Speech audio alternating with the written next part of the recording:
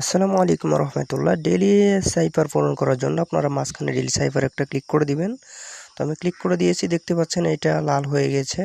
তো এখানে আপনাদেরকে যেটা ওঠাতে হবে, প্রথমত 3টা ফোঁটা মানে 3টা ডট ওঠাতে হবে। 1 2 3, আমি 3টা ডট উঠিয়েছি। এরপর শুধুমাত্র একটি মাইনাস চেপে ধরে আছি, তারপরে ছেড়ে দিলাম, টি উঠে গিয়েছে। এরপরে আপনাকে একটি ফোঁটা বা একটি ডট একটি মাইনাস ওঠাতে হবে। একটি ডট মানে একটি ফোঁটা, তারপরে চেপে ধরে থেকে ছেড়ে দিলাম, দেখতে পাচ্ছেন এ উঠে গিয়েছে।